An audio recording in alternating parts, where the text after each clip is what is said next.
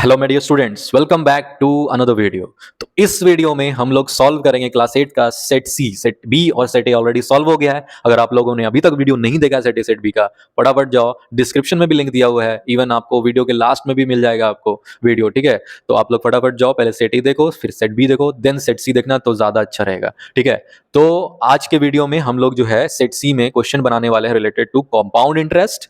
हाँ, ऑलरेडी जो कि हम लोग सिंपल इंटरेस्ट वाला सेक्शन सॉरी सेट बी में बना चुके थे। तो इस वीडियो में आपको मिलेगा कंपाउंड इंटरेस्ट से रिलेटेड क्वेश्चन, कंपाउंड इंटरेस्ट का पूरा कंसेप्ट भी मिलेगा आप लोग को, ठीक है। उसके बाद हम लोग अलजेब्रिक एक्सप्रेशन का बहुत सारा इंपॉर्टेंट एक्सरसाइजेस का क्वेश्चन बनाएंगे। आप लोगों को जो इंपॉर्टेंट अलजेब्रिक एक्सप्रेशन का फॉर्मूलाज है वो भी इस पर्टिकुलर वीडियो में मिल जाएगा।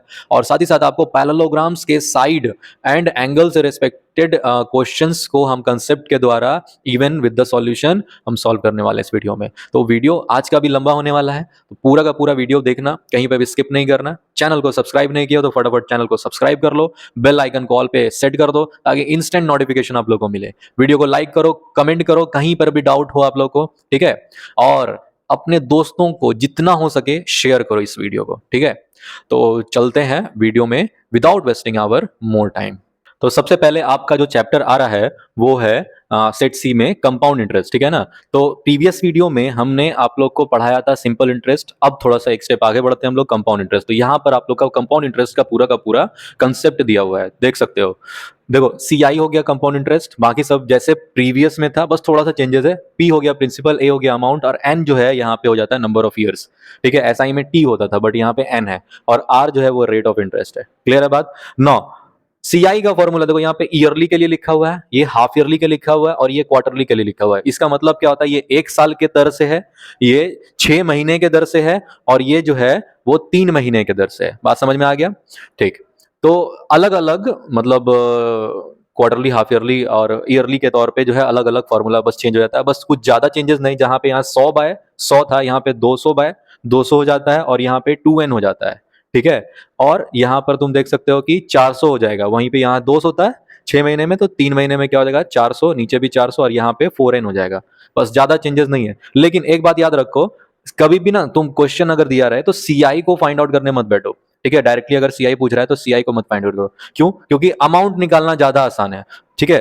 तीनों में केसेस में सेम चीज, अमाउंट निकाल लो, और अमाउंट जब निकल जाए तो सीआई इस फॉर्मूले से फिर निकाल लो, अमाउंट के माइनस प्रिंसिपल, ठीक है।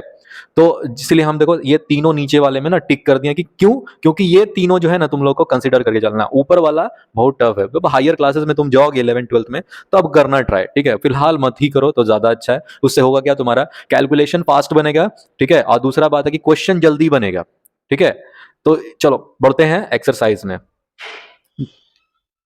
तो सबसे पहले यहाँ पे क्वेश्चन दिया हुआ है, find the CI on 25,000 for 1.5 years at 8% per annum when interest, यहाँ पे थोड़ा सा इंटरेस्ट का स्पेलिंग गलत हो गया है, ठीक है। Interest is compounded half yearly, ठीक है ना।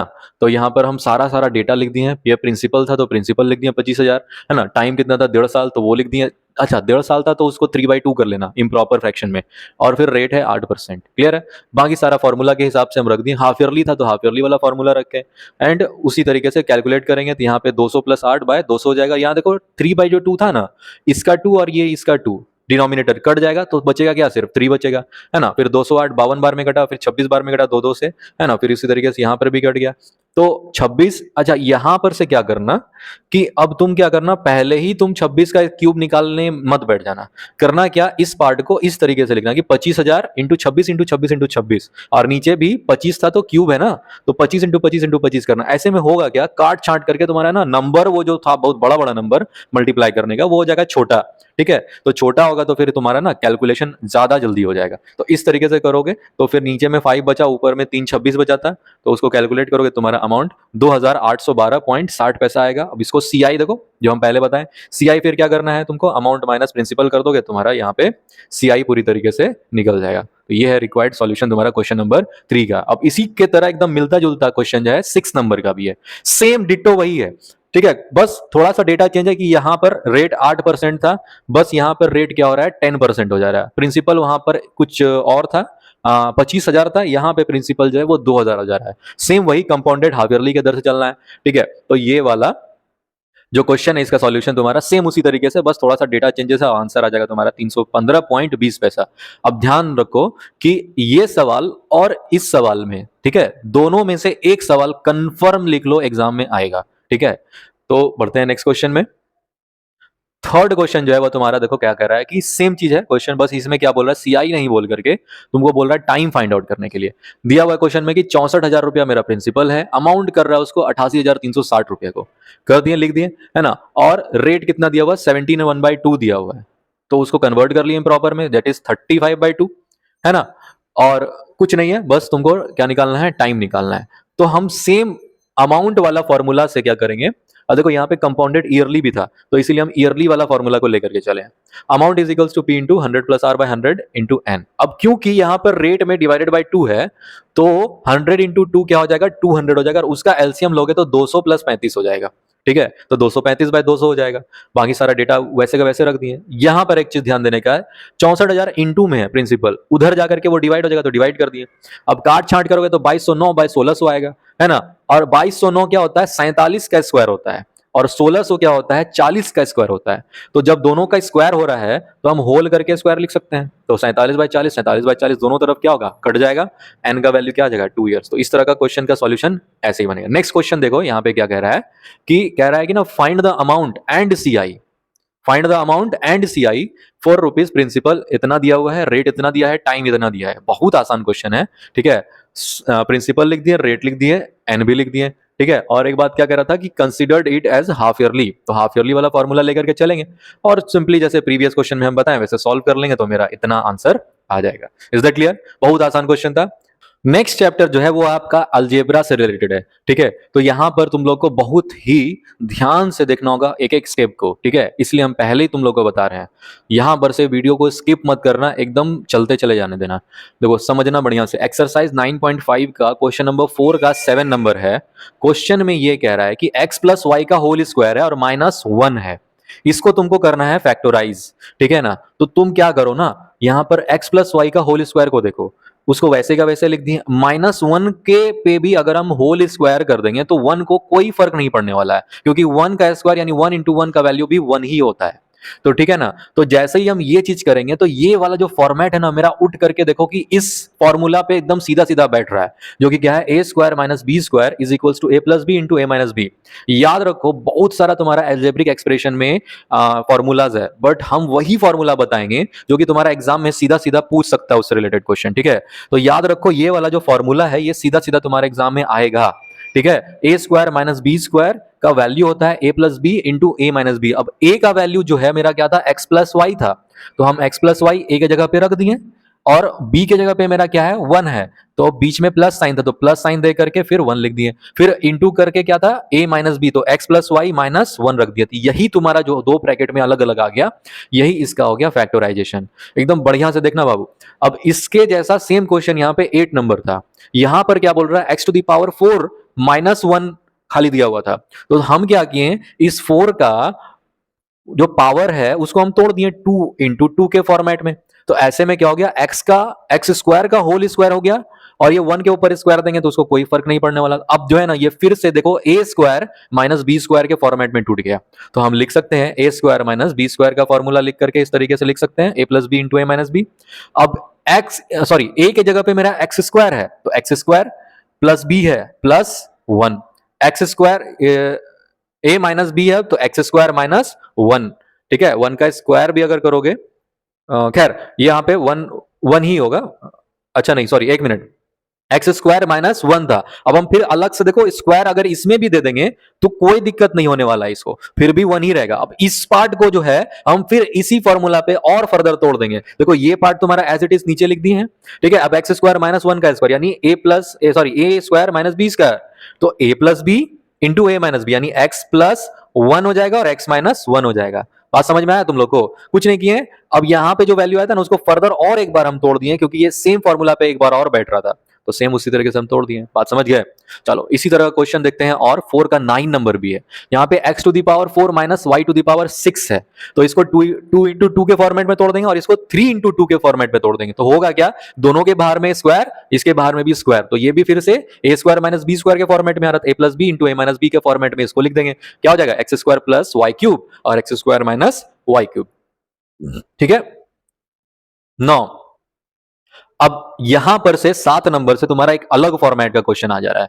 यहां पे तुम्हारा ये क्वेश्चन दिया हुआ था, तुमको कह रहा था इसको फैक्टराइज करना है। तुम ध्यान से देख सकते हो कि ना, ये 9x स्क्वायर को हम क्या लिख सकते हैं, 3x का होल स्क्वायर लिख सकते हैं। देख सकते हो 3 3 9 and x into x x square. अब इधर वाले करने के बाद फिर इधर वाले को करना, 16y स्क्वायर को हम क्या लिख सकते हैं, 4 है ना, y का होल स्क्वायर। देखो 4 4 सा 16 हो जाएगा और y into y y square हो जाएगा।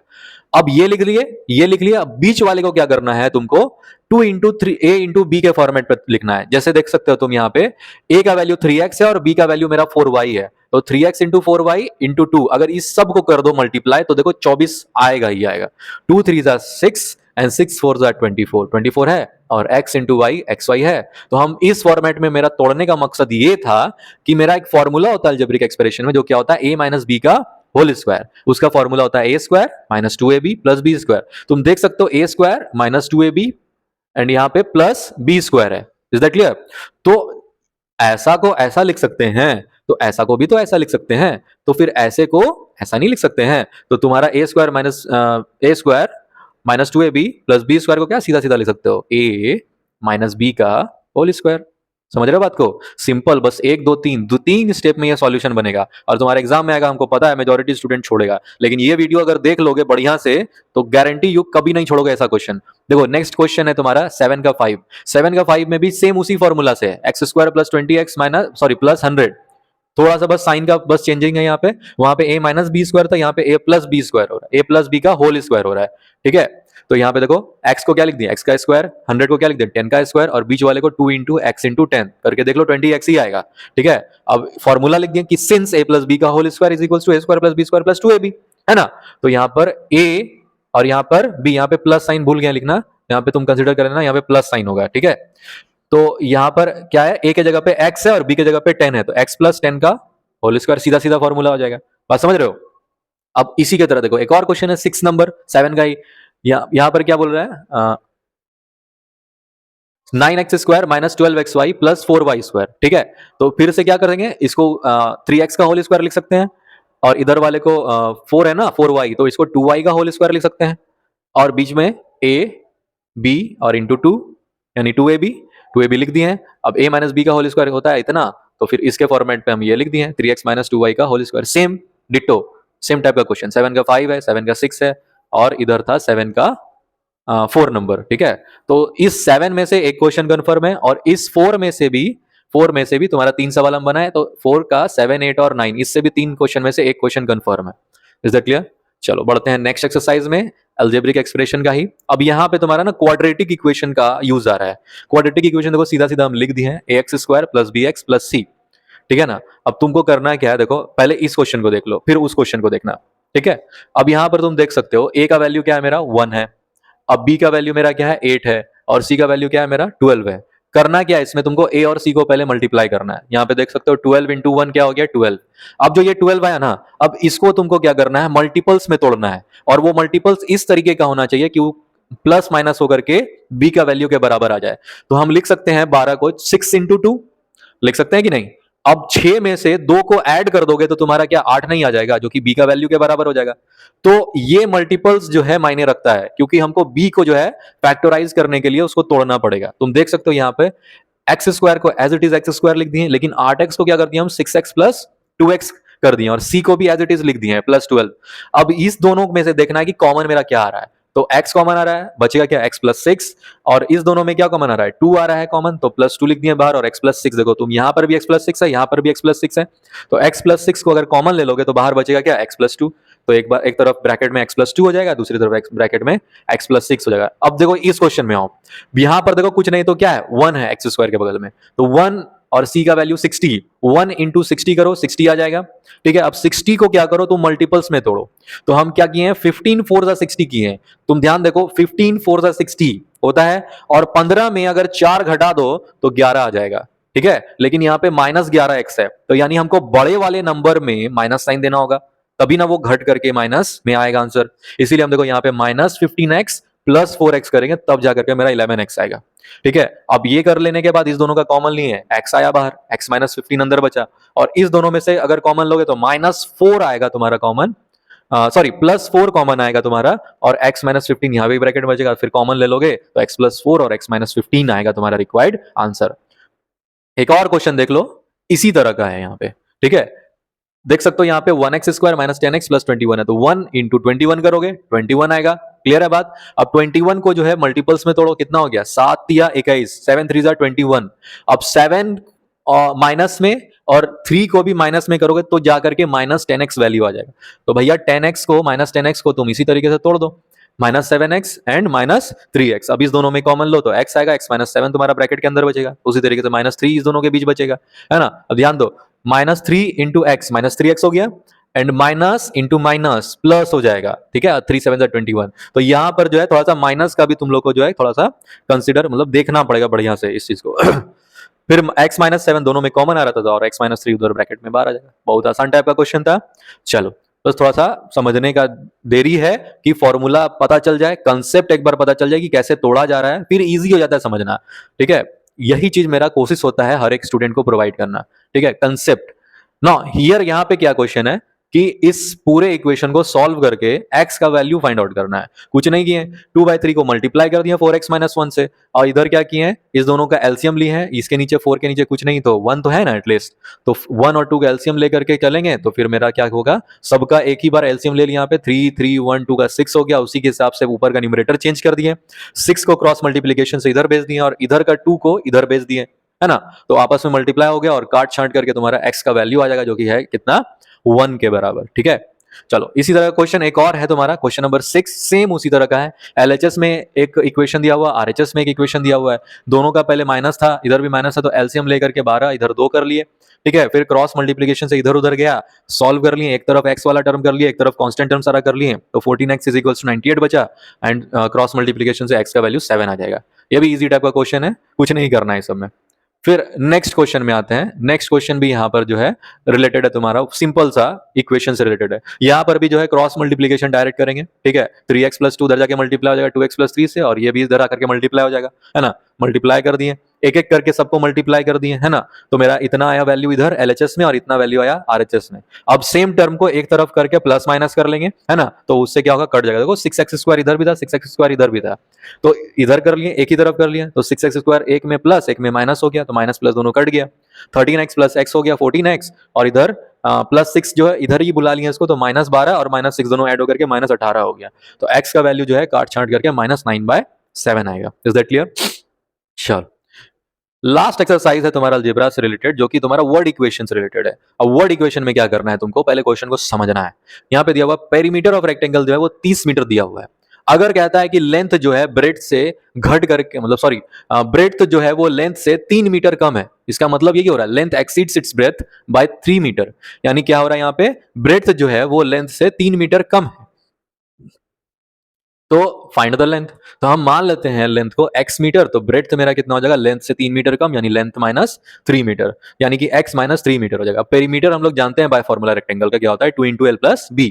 ठीक है ना, तो 30 = 2 × x + x -3, तो x 2x हो गया और -3 हो गया, और इधर 2 जो इंटू में था इधर आके डिवाइड हो गया, 15 आ जाएगा उधर, 15 = 2x -3, -3 इधर जाके +3 हो जाएगा, तो 18 = 2x हो जाएगा, तो कट कुट करके x का वैल्यू 9 आ जाएगा, जो कि हम क्या माने थे, लेंथ को ही माने थे हम x मीटर। तो लेंथ मेरा कितना आ गया, 9 मीटर। Is that clear? चलो, इसी तरह का क्वेश्चन एक और यहाँ पे दिया हुआ है 11 नंबर में। क्या दिया हुआ है कि length of rectangle is twice its breadth, यानी अगर ब्रेड्थ x है तो लेंथ उसका दोगुना है। ठीक है, तो अगर हम लेंथ को x मानेंगे तो ब्रेड्थ उसका हाफ होगा। बात समझ रहे हो? तो क्या होना चाहिए यहाँ पे, पेरीमीटर 60 मीटर दिया हुआ, तो फाइंड करने बोला तुमको लेंथ, तो जो बोल रहा है निकालने के लिए उसी को x मानो, ज्यादा आसान हो जाएगा फिर। तो लेंथ इज इक्वल्स टू क्या मान लिया यहाँ पे हम लोग, x, तो ब्रेड्थ डबल था ना, सॉरी ब्रेथ आधा था, यानी लेंथ डबल था तो ब्रेथ तो उसका आधा ही होगा ना, जाहिर सी बात है। तो breadth is equals to length by two यानी एक्स बाई टू, पेरीमीटर यानी 60 is equals to 2 into x plus two. तब यहाँ एक्स के नीचे कुछ नहीं तो 1 है कि नहीं, लिख दिए हम 1 और 2 का एलसीएम 2, तो 2x प्लस एक्स, और 2 इधर से क्रॉस मल्टीप्लीकेशन से इधर चला जाएगा, मल्टीप्लाई हो जाएगा, ये 60 हो जाएगा ये, और 2x प्लस एक्स 3x हो जाएगा, फिर 60 कट जाएगा 3 से 20 बार में, और लेंथ आ जाएगा कितना 20 मीटर। यह है रिक्वायर्ड सॉल्यूशन तुम्हारा क्वेश्चन नंबर 11 का।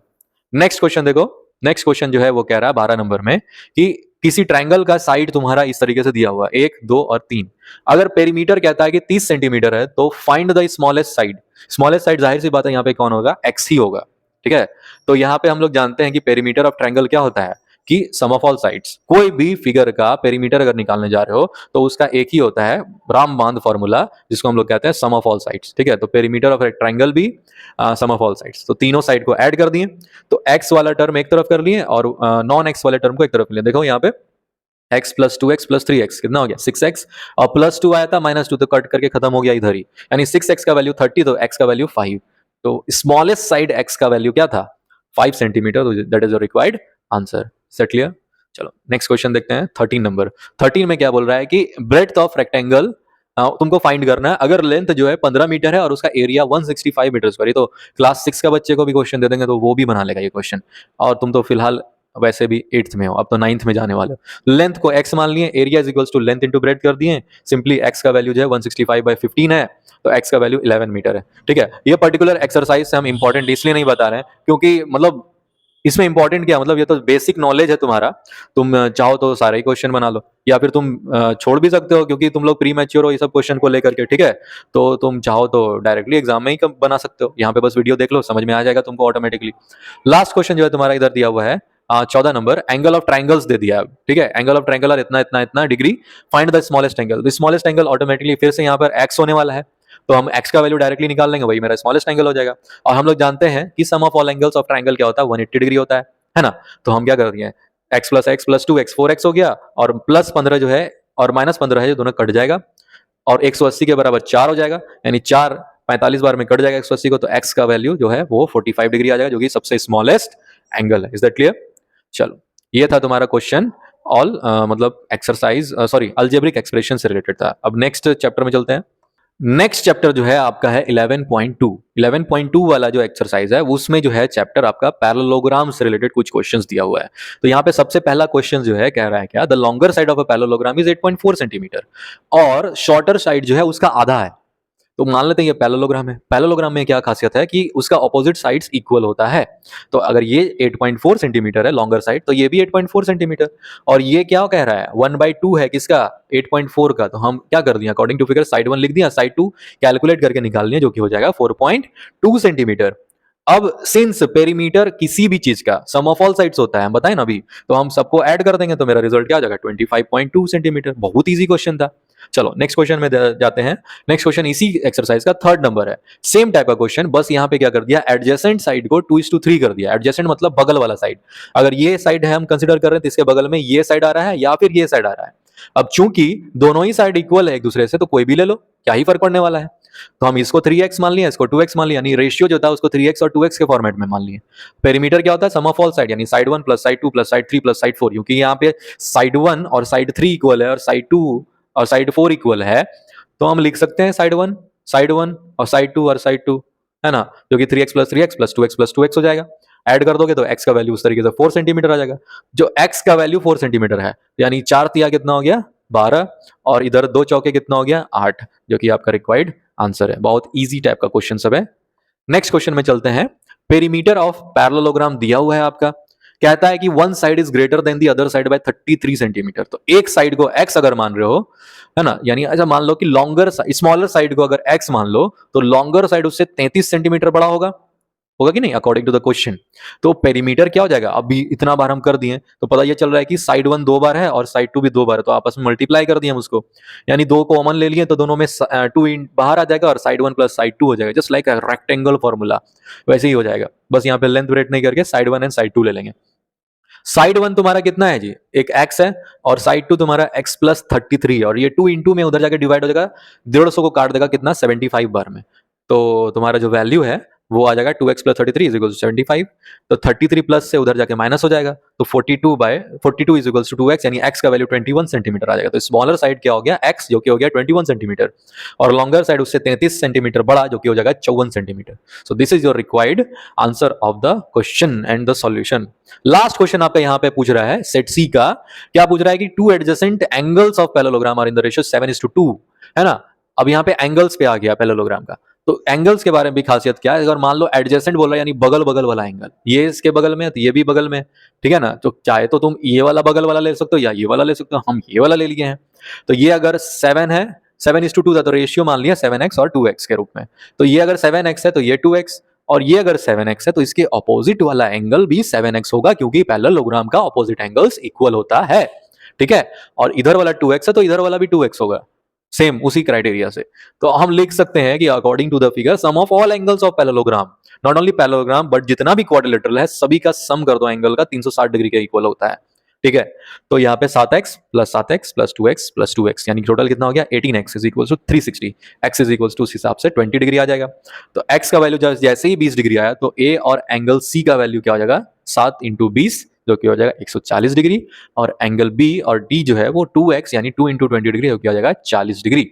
सो ये है आपका रिक्वायर्ड सॉल्यूशन पूरा का पूरा सेट सी का, ठीक है। बहुत सारा एक्सरसाइज ऐसा सर दिए थे जो कि ऑलरेडी उसका क्वेश्चन सेट ए में और सेट बी में हम ऑलरेडी बना चुके हैं। आप लोग जाओ, लिंक में डिस्क्रिप्शन में हर जगह आपको, अभी इस वीडियो के आखिर में भी आपको मिल जाएगा, ठीक है। सेट ए सेट बी दोनों का वीडियो मिल जाएगा, तो आप जाओ वीडियो देखो, सॉल्व करो क्वेश्चन, एक बार करो, 2 बार करो, 3 बार करो, जितने बार करना है करो। और एग्जाम कल है आप लोग का, एग्जाम में एकदम फ्लाइंग कलर मार्क्स के साथ आओ फाइनल एग्जाम में, ठीक है। तो वीडियो बहुत मेहनत लगता है बनाने के लिए, तो लाइक जरूर करना, चैनल को सब्सक्राइब नहीं किया तो चैनल सब्सक्राइब कर लेना इसी तरह का और इंटरेस्टिंग सब्जेक्ट से रिलेटेड कंसेप्ट जानने के लिए, ठीक है। And I am Atif Faisal and I am signing out.